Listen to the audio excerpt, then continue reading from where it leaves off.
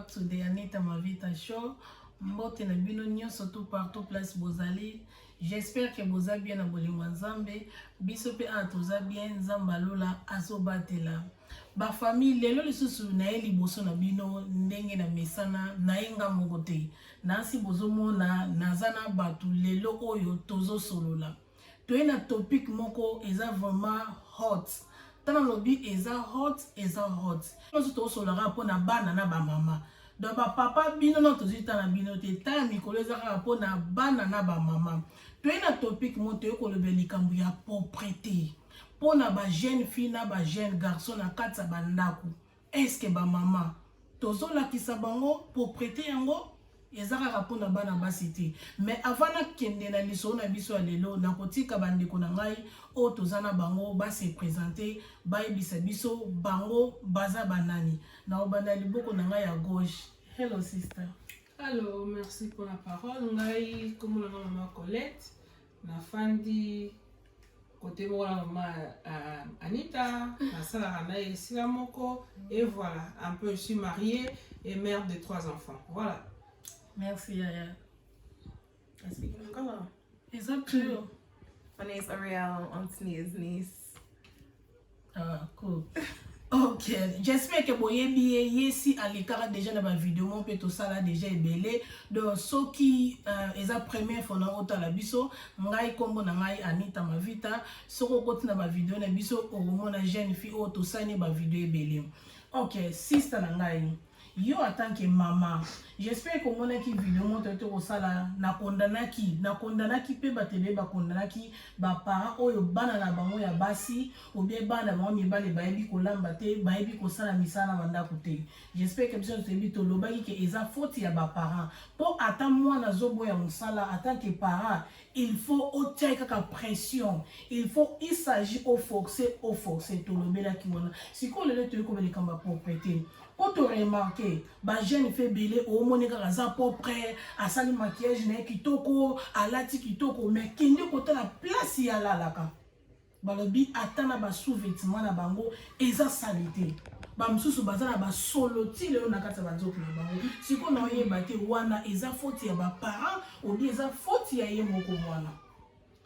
Merci maman Anita pour la question.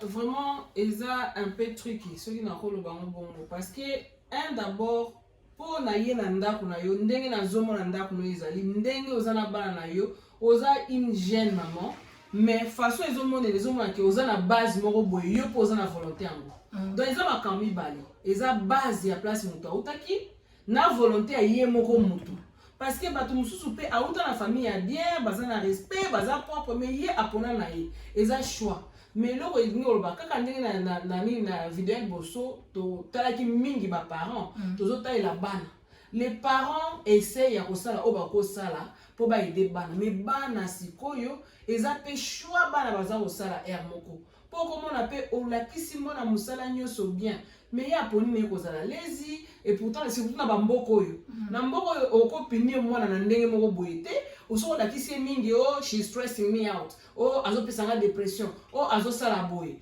donc toza na société moko eza moi passé mais bana bazosala pe choix ya kozala salité parce que mikolo nyonso soki mama na yo aza kolakisaka yo asa la chambre mikolo nyonso alokote le bande biso na Afrique tozala na baline and skip te tozala na ngote mais ozala na kwe moko na chambre po obwaka ka biloko na c'était na kwe wana et puis biso on keba ba poukou mais ba poukou mais ozoboka na place moko pe yo awoya ba biloko wana mais na mboka oyo ba opportunité zebele ba cleaning ça faisait belé ba makambo belé osala eza soki oza na place a kotia biloko te ba line and skip ezali na chambre na yo ngai nazaki na garçon na ngai ezalaki il faut na tile line and skip lila skip wana po ya zai mutu aitizaka ba tishu mingi et comme ki ba tishu ezo umela partout na mbetwe na wapi boyete na balina nkoloba na moni ezo simba te na renforcer yango na bi bon na komo kangele baline ba tishu na nyonso na tia ona sa cousin na ye sikota oya kolala ayoki solo mam what omoni yango ah eza poubelle donc na ko renforcer et gloire à Dieu peut-être ça pour moi na paix azali na respect pour bana msusu omona bongo bandi ko tombokela yo parents asale munga mwana nga en tout cas eza nango kokumisa te eza kaka ngolo ya Nzambe bana nga ba respectera ngai quand même et ça là que nanga moko nazo renforcer na mwana nazo belé mikonyoso eza pona bien na yo I'm not being a pain mais eza pona bien na yo lelo lobi okozala na ngai te lelo lobi okende pa na yo how would you convey an education na bana na yo to ata baninga na yo okozala bango ndeni ezala ozobima baninga na yo bolingi bokende holiday mutu te alingi ba oyo ezala bokisangisa bashambre mutu alingi oshia chambre na yo posola mapeka tina minu soko longoli bakeche awa okolambela ngo limbondo ekokolambama kaka balongoli keche ekoboma banini banyama bafly bazalaki na room bakufi na solo ya keche donc omona na yo moko mwana ozolakisa biloko wana nyonso na yo moko mwana okomi mal à l'aise po baninga na yo ozalaka bien maquillage oui mais place ozali oza bien te baninga na yo e okoma peta msusu bakomi kotumola yo bakofinga yo mwana ekomi kolongolo self confidence but why are you losing your self confidence because you are giving people that opportunity to talk about you to tell of you but if you look after yourself then yes no one will have that opportunity to talk about you exactly for pay abana because I know there are parents that babanga na bango balwa na mboko yo po mwana kufunda eboye mais imagine parents our children need us ya ba sister zano me kono kokata mukio ndongo lobi ke ba parents musu babanga ka bana bango ba bengela ba to lobila ki likambo na life na to sala ki last week ba parents musu to ba yaki sika ba yeba ki langue te ba bande ko banga ko forcer bana bango bande pena ko banga ko tia bana bango pression ba sala misala ba ye ko lisa bango po ba banga ke mwana woki mandaku mwana go bengele police. Mais ce que ça, ceux qui te zongi bakom, ndenge to zaka na Congo, atako tu Afrique na Europe présent ndenge morote, mais yo yebi ndenge ba boko la kiyo, o yebi ndenge ba parents no bando la so musala, ba parents musu ba na Congo kuna basenga please te, basenga pardon te, nandinga zo tinde on aggressive way, nandinga zo senge longo yo mona shoto okendo ka kosala, mais biso ata mona des autres tinde o senga please, ozo bondele ozo flatter. Mais ce que ça, ceux qui te holanda biloko wana, to baby sabana oyo. Omoni, to baby sabana oyo. Bana misu bazali, ndeti mama, ozana kati ya ndaku na yo.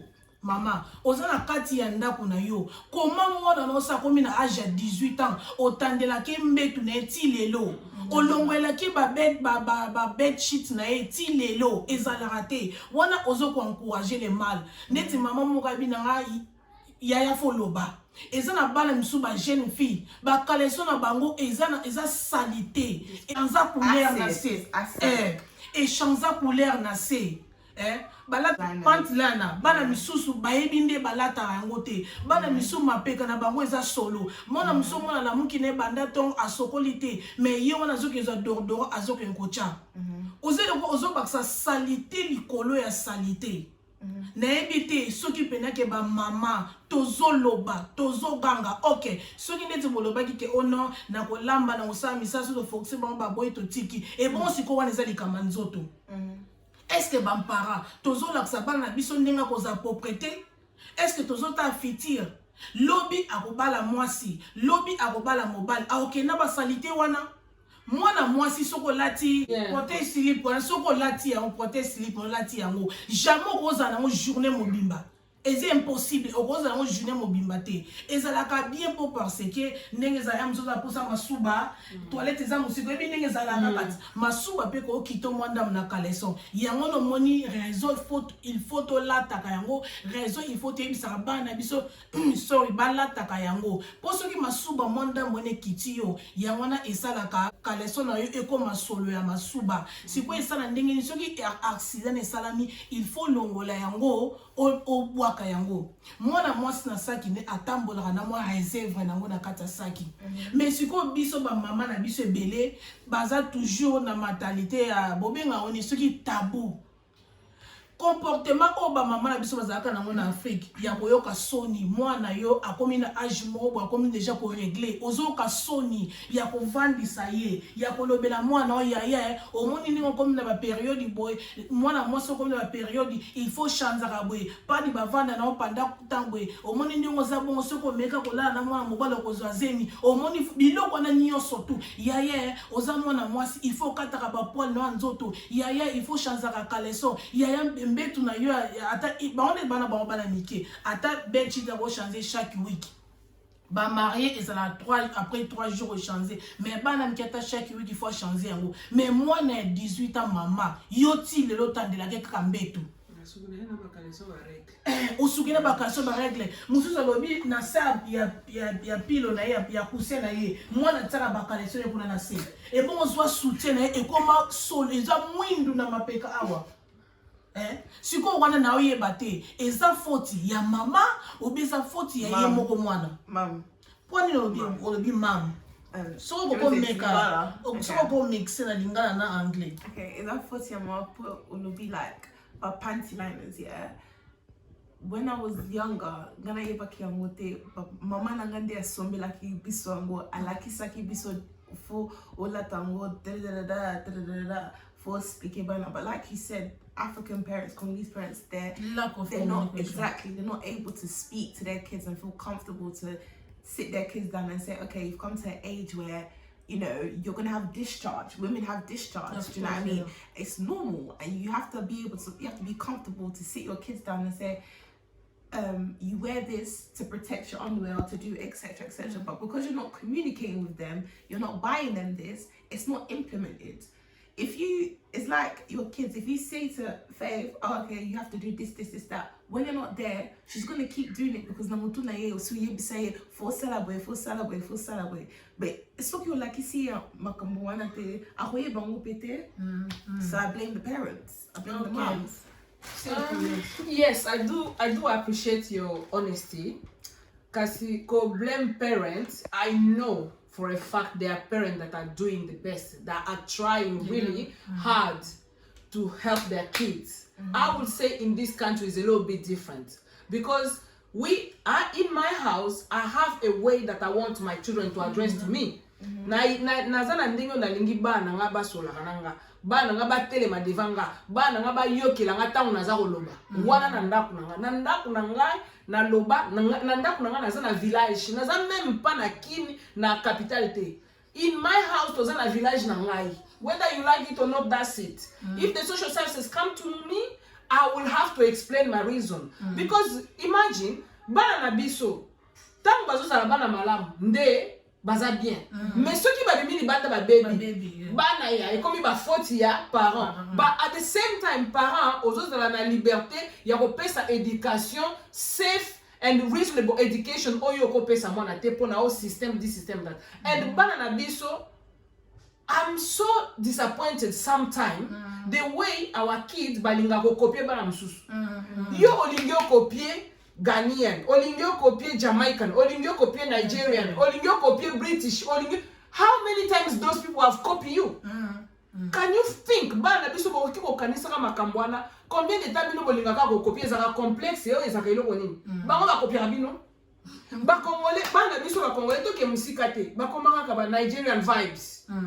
Hallelujah. Yo. How many times bana ba camarade na bino ba bina ka ba Congolese vibes? They do. No, you know, it's coming up. But auntie, not even in the sense of culture, but I'm talking about cleanliness, like property. I think it starts from home. Like it's in Banakanandaku, like let me say something here.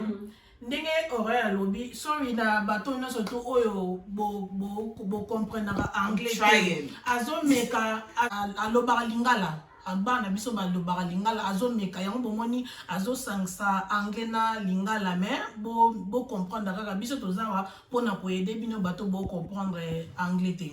Donc ndenga lobi ya lobi ezali faute ya ba parents. Soki parents olakisi mwana na yo tende makamna yo tikoloba ke balata ke loko boye basukola ka boye basala ka bo mwana na oyeba te. OK yaya. Mais ezape na bana misusu ba parents balakisa bango mais ti lelo bazaka salite. baza na sola mapeka na sala ki video aya ba citron na la seki ndenge ni ya kosokola mapeka na ba citron la seki ndenge ni ya kosona ba détol mais ba mama ebele ba yebisinga ke ba jeune fait belé baza salité bo mona bonka libana ndenge baza bongo te baza salité ba mwana mwasi mba bova na kaleso ta 2 jours 3 jours azaka na kaleso na moko pour le quoi toza na biso na lockdown a monika OK ni place moko te soutien na ekomi mwindu ba bed sheets na ekomi salité siko wana problème ba para ou bien problème mutu mwana wana na problème mwana pour like ceux qui ont propre aux autres malibana na ba camarade na bakofinga you behind your back. That's actually your end. Mais it's not about na denga solo balumba baza solo. Yeah. You see? But me, luckily, like last time, but my papa na blinga racialité, family na blinga racialité. So like anybody baza solo. My auntie will say to you, go and sokola now. You know what I mean? But parents me so people Sony koyeb sabana na bango. That's why I feel like sometimes they go out there and they're just comfortable. Dans ndenge ya zolo bake ba para mususu ndeti ba para na biso aussi surtout open na ba biso sto botama na Congo mais o ba yaki neti to bana poto na kimokolo bangwande ba yoka soni ya kovandisa pena mwana na ya mwasi mwana na ya mobala bando yebise ba vérité ke omoni ya mobali yo komi na 15 ans okomi na 16 ans 17 ans okomi déjà jeune garçon faut ko linga kozala ka propre faut ko linga kozala o ba mibumba komo bima ba poil faut ko katara ba poil na nzoto il faut que soukola rabou après soukola du mois d'or oche parfait ndenge za bongo ezarate ke poisi so solo ya nzoto soko za mutu ya solo ozanoka mutu ya solo parfait za la kapocha moi solo moka bien na nzoto mais traiter la maladie o yo za na mona na kata nzoto na yo yango loko jeune fa zolo bake ezali faute ya ba parents ezape faute ya bana ba mama na ebité c'est collègue ce qui tozo kende bien. En tout cas, tout ce qui est bien, dingue au départ, je pense que partager qui opinion on a tout le bas qui et ça faut y a parents mais aussi faut y a bana parce que ça bana mususu ataba la kisi but they choose to be dirty. Ba poni kaka zane kaka dirty ndenge wana. Et puis maman Anita a mentionné ba parents mususu ba koka kosola na bana ba monter. Ngai vraiment je ne sais pas. Pour namboko yo nde tozaboy soki yo parents ozo banga kosola mwana yo. Moi, on a besoin d'informations. On a besoin éducation, personnellement, je parle de tout et de rien. De tout et de rien. Et ça, makamba au chocolat, makamba bolingwe, makamba nyoso boko imaginer. Ngai, moi, my mom, she's too much. She just say it. Pourquoi? Oui, il faut n'andongo la tabouana. Et puis, on a kola na éducation, on a na chance. Na aja mwana muke mes parents koko nanga ba mama leki nanga même ba noko nanga on me parlait de tout et de rien quand j'avais eu mes règles ba solo la kananga koko nanga solo nanga ba mama leki nanga ba noko nanga tant nazo tambola moko na baby sibilamba noko penza fandisio oso solo ki na mama ba bisa que te makambo ba sokola kango na noko donc nazo mona tabou wana te parce que ça makambo normal les a child abuse te les a te que pour moi na so la kise bloc wana te nani akola kisa yi siko tozo ba bana mususu basiba la kisa ombale belé mais yo boyi kaka yebisanga sikoyo raison na ya ko boya ko landa propriété bazo lection na ndako no to éducation ba la sabino eza nini eza kanini penza pour bozo que ça va tout sonne ngana kenda ko tala mutu abali jeune fille kaka na tanga kombote aboti to fungoli porte ndako potoko da partir à porte ndako oyoki solo eza lokola ya bandi génie ko epola ba mama ba yebi solo wana yebisanga soki ezo beta na porte d'entrée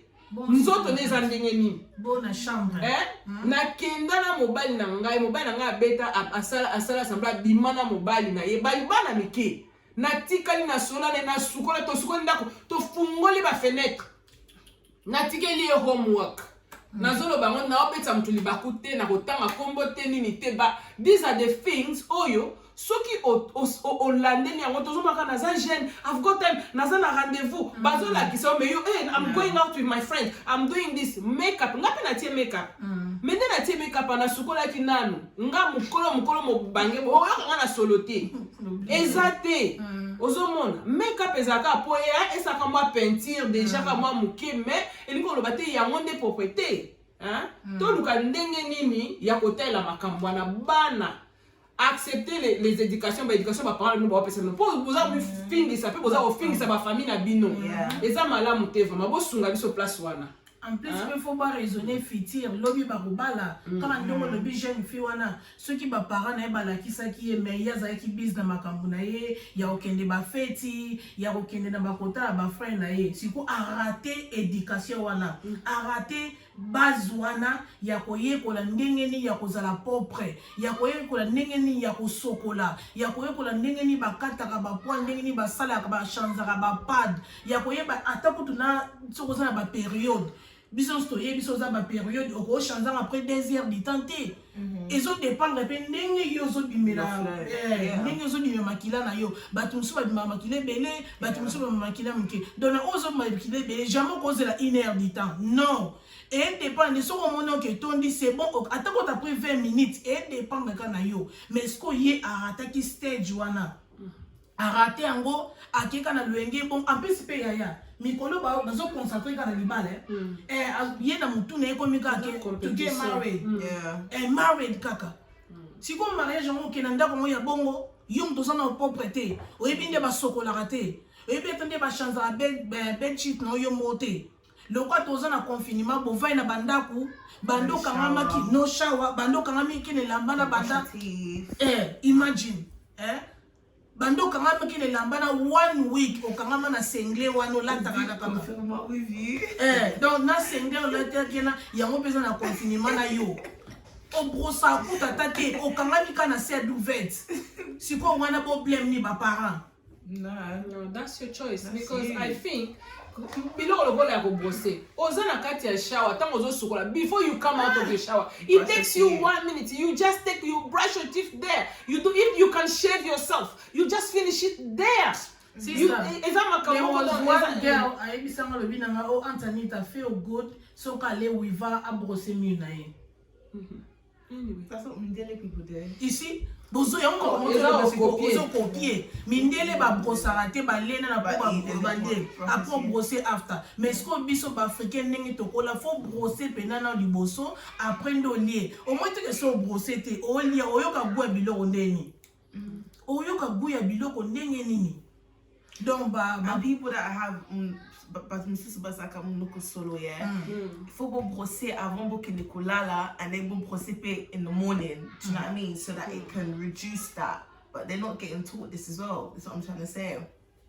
Or there could be something like brushing your teeth. How many times they have to tell you, it's your body, it's your teeth. Bazo yo ba mo brosser yango na makasi. Example ya yo. You know, toothbrushes ali kuto eza ba toothpaste na Afrique to bandaki otia mo ya mukie o bakisi yango na mungwa to tamsuna citron o renforcer moi mais awa ya ofele ya ba 1 pound ezali tala it's a choice. Lemon. Yes, it's a choice. I think ba parents bazako te ya bana, mais I think bana bazako choose. Like as you're saying, you've raised a good point. Na confinement mutu olati na ilamba no ikoti na confinement nzuko. Why? But that's disgusting. You know, I don't understand how people can just sit there and like not shower. You know, you can sometimes you can shower, you go in your pajamas, yeah, but you sat there the whole day. Nini? Siko wana ko ba parents asali nini? So muta changer pinjama la te bon siko underwear. That's what I'm saying. Ozana raison nini? Ya kofanda na ndako mama bino alamuki et puis ozo la mkata mso olingi ata kosalisa na breakfast yo jeune fille mais oza dia na fiancé ozo calculer ozo tia mwana ba tu pression when are you gonna marry me I want the ring so when they give you a ring see I've got a diamond she say yes but na confinement oyo are you learning to cook for that man because marriage is not just about hey I love you and bed business in fact that bed business is not a bed business. We're not gonna talk about it because marriage is not that. Because some people they think or some youngster is that okay, he loves me, I love him, I'm gonna put makeup, we go and show off. But when you and that husband in the house, that's your man in the house. How are you maintaining that man? Personal hygiene, number one. Personal hygiene. The man will start cheating on you. He's cheating. What, you wanna kill somebody's child with your smell? You wanna give them some kind of illnesses or something? Please, let's be serious. Let's be serious. Toi, you sais que mes parents n'ont pas sonité. Pour la money, parents, oh, à cause de even the minimum. Na money, even the minimum. But parents, bah, ça l'effort na ba. But you kids, try to choose the right pathway. Exactly. It's only for your own good. Exemple, on a bien na yo. Pourtant, okinde kuna ba se mec ye. Ba se mec no ba ya na ndako kuta solo to sa. Ba ko koti so aba bimisio a. Bino bo sa na libi ba ya malembe te. Même pas libala life in general. Why do you choose to be that? All young people, they think that marriage is only about sex. And that's even really. sex. No, Even sex. Marriage is like a business. Is it? Yeah, marriage is a Bring it business. on. It's more. It's beneficial to me and you. What you can bring to the table, what I can bring to the table. It's not. I think marriage is more than love. I don't think you can get married with someone for love. Yeah, I don't like. Me personally, I don't think it's like that. That's anymore. very This is 2021. Like, this is not my mum's generation. You can't get married for love no more because people fall in and out of love with each other all the time. People cheat. It's not love. Love's a business. You have to have a consensus of understanding. It's more than love. It's more than that.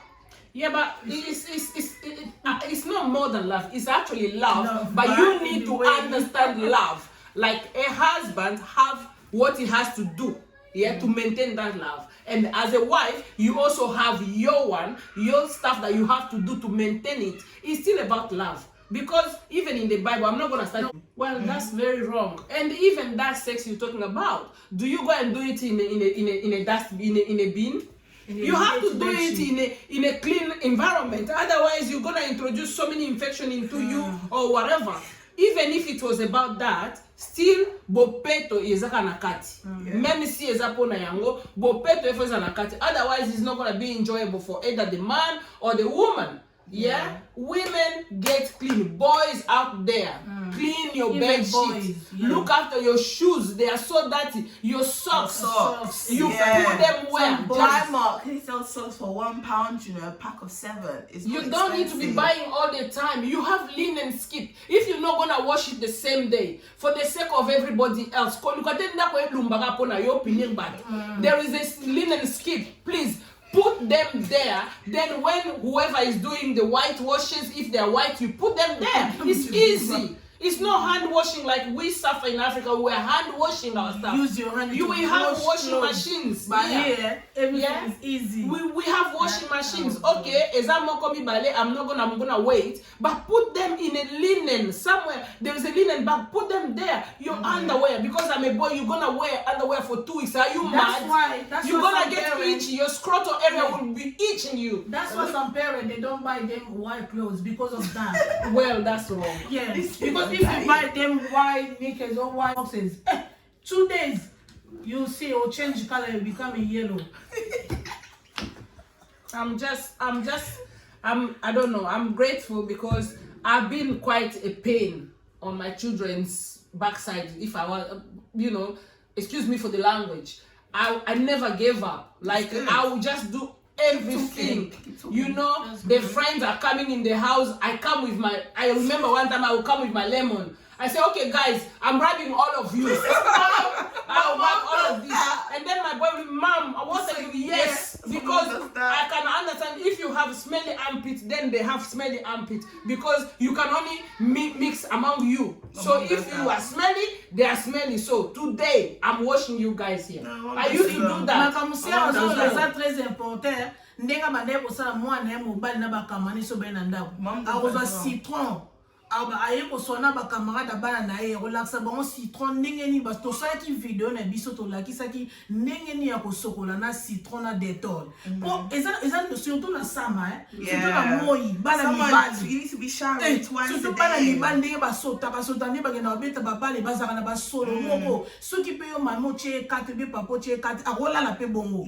Siko de mwana libona solo wana ezo mesa yango mona bana misusu ba omona jeune garçon mkondo omona mobali kitoko mais azana solo ya mapeka pona nini abandaki na mo depuis tant azaki na bomwana depuis tant que na bomona sister na ngana bo sense logo moko ba parents pe il faut to kota na kata ba chambre bana to kendra ko checker pour makambo ndeza kuna bana misusu mama ba lobi ye ko to mwana ye bise avant kota na chambre ne fa beta porte na ndako na futa ka loyer elote you're gonna ban me in my own house. Yeah. Who is that? No. Mom, you have to knock first. I was like, what? I will knock, but when I knock, I give you 60 seconds. Because if you say wait, that means you are maybe naked. Yes, I respect you. I'm not gonna come and see you even though you are my baby. But after that 60 seconds, I'm getting in there because it's my house. You're not gonna ban me from getting in any room in my own house. I pay my rent, and you say you're gonna come and make law under my house. No, it doesn't work. It's good to check keys na ports. Na nanda kuna ngo check na ndezi na ndeni akota po ba pare belé sister ba pare belé surtout bana bonso ba comme déjà na ba 18 à 19 ans quand to loba ba o wana ba banga ka wana ba kota na chambre mwana na eko makam. OK sister, il faut to kota na kata ba chambre na bon photo yeba makambo ezoleka na kata ba chambre na bana misusu mona bango ba kota ba chika ay mon pe mwana ki alata tiki jacket na ye okotisi maboko na basaki il faut ko checker au moins ba wana surtout faut yebela okuta baba lettre tamu ba contrat yeah et puis kokota na ndako pourquoi il faut kotaka tango azali mwana ngabi makate soka boya ka okota na chambre ne wana soka bimi there are ways et puis atako sola bana oyoyo ezaka ndenge yo sola ngana mwana est-ce que po ngai eloko na permettre te ke ngana zoloba mwana zoloba po na yo sala mabe soka akomi bongo soit ngana kata ba parents so amona ka yo ko kata te yo continuer kaka non ezaka ngo créer environnement ya communication po ekoza tenga na telemi na zoloba na gangi yo mwana ozoganga wana penza pardon et simba te nazaka soit na pekisi so na moni ke azo continuer na kati façon na kokatela akobandela mo susuti eza ba façon pe auto sala esa ke bana pe ba se comporter bongo yeah eza la façon de beza na ndenge oyo za mukolo il faut créer stratégie parce que eloko nyoso soko permettre ngo et continuer ngana kota kana chambre bana ngatina basaki na bango I've got the right, you're in my house, I don't care ozana ndako ngana na droit so yeninga makamna yebite ou soit tam susu pe azana azokende fruit bullying tam susu pe asa zu mutu moko azo texaka ba drogue yo zo yeba te mais OK onungi so solo ya biloko donc ata azala kana 24/7 soka bimi okoti otali ngaba ndoko ta mingi mwana azati na koti ya talite sawa yesu na bi why this why that why this otie devant fait accompli tout comme akoto mboka mais soka tomboka ezana ndenge yo sola kana bana est-ce que bo banda ko swana na mwana omi kitina niveau na ye soki ezaki moko il faut azala ka likolo wana eza siko parent na parent il faut ba stratégie ni ya osala pona ko swana kana pona ko sola kana bana na yo sorry et que ezala communication ezala conversation ezala confrontation te wana eza parent na parent na kote ya te ke façon nde ya malamu to ya mabe yo moko yebi bana na yo moko yebi nene osalela ngo po bozalaka na communication pe bo maintain respect and dignity bo soki oleki na wana nde mususu ekolongwa respect ekomi mwana manke pe yo ta mususu pe opush ye na limite donc eza bilo akoyeba ko manager bana nde to telemeli awa your parents are trying their best choose to be dirty, you're gonna pay for it because you won't stay in your parents' house all the time. No. At one point, you have to vamoose. Ofana ndaku na wapeo, ozana bakaranta, ozofana ndaku na odiaka funa ngana ndeni. Okobi matikota ngokende kuno osa vino ndengeni. Donc ya wana bana, choose to be clean, choose to listen to your parents, choose the right pathway. Parents nyoso, parents moko te aina mwana na ye. Oh nyoso baboti balobela biso za pona bien na biso. I'm everything that I am today. Be it neba betanga ba film pourtant na mwana mke. Be it ba punition ba sala. Soki na lega na makambo na te na lobango toujours I wouldn't be the person that I am today. Oh naza lelo eza po baboti na ba sala effort. Nga à l'âge de 10 ans na lamba fufu eteba. Na lobela mo mutu. Ba sala nga punition pourquoi na lia pendant 5 jours. Na 10 ans ngai mama na ngala na lamba fufu na siko ebela bien te ya masango etebi yeba siko bakola na Afrique bayebi fufu soki etebi tina bapoko ekoma mai mais na lianzu ma fufu na 5 jours funa 6 sango muko na lamba fufu mi bale mutu atinda ngate na lamba we ebela na zwela ngo temps pour la nini po mais wana mutu so ezaki child abuse yo posaki na willing akolenda ozomona some kid there no that's the thing so faut des propriétés yeah propre because it's not even Bandaka Libala. Forget that. Even when you are dead, there's no man that's going to linger with so it's disgusting. I feel like this video even is weird to me because the number one thing a female should have is personal hygiene. That should be number one. We should always keep clean and maintain yourself. You can look nice outside, but within you, are you nice? You need to be clean. Just remember that. So to komi kokoma na biso na suka. J'espère que vidéo oyo aide mutu moko na kati ya ndako, aide mama moko, aide jeune fille moko.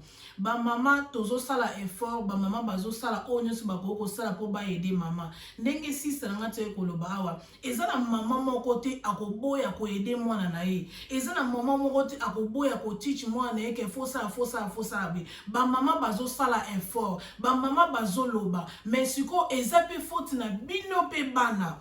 Bino bana bozo yokate bazolo bana MC zonoka business makamususu business phone business serre d'ouverte business makamu yozo sala kaka to boite jamais mama ko tinda autant yozo na ndako sala homework na yo o saba devoir na yo o doza na classe non ba mama baza bazoba te mi ba mama basenga bana basa misala na weekend mais yo moko fo yeba imagine vraiment ya place ozali okomi na 18 ans oyebi ndenge osokola nzoto na yo te oza toujours solo na nzoto na yo eza bien te yango moni sujet lelo topic lelo ezalaki likambo ya propriété toye ko blame baparent to blame mpe bino bana kaka baparent te mpo baparent mosusu to blame bango na sens ke abande ko yebisa yo apa moni ke temo yo kana ote atiki na yo bongo akoma akota na chambre na yo azo changer lo ba bed sheet azo sokoelo ba caleçon azo zilo ba bilamba wana tiko to blame ba para soka azo sala te tika ye mais ce que ba para musa amona ngoma be po parce que ça nda kune in case mutongo yo tala ye amona nda kune za salite yango bazana shote ba salaka ba ata bongo te eza mabe donc mama place ozali please to lembate totelema baza bana biso po soki tosali yango te ndenge tolobaki na last time na video sonye kozala yo mama baofinga yo baotonga yo mama olakisa mwana o propriété te olakisa mwana nde basokolaka te olakisa mwana nde babongisa nzoto te eza mabe donc yango na vraiment na pesi bino su merci na bonso bobande kolanda biso bobosana te ko s'abonner ko partager ma vidéo like donc voilà quoi nzamba lola apambola bino adono so bozana lax word po tozokata siko. Thank you for watching. I see you guys soon. Love you up. Sis. Merci pour le temps. La bino nzambe alola kanti la bino. En tout cas, espérons que eloko édiqué moko na kanti la bino nzamba pambola bino. Merci. Bye. Inauguration ya Koma UK, collaboration Tozak Luka, solution, kata pour l'intégration.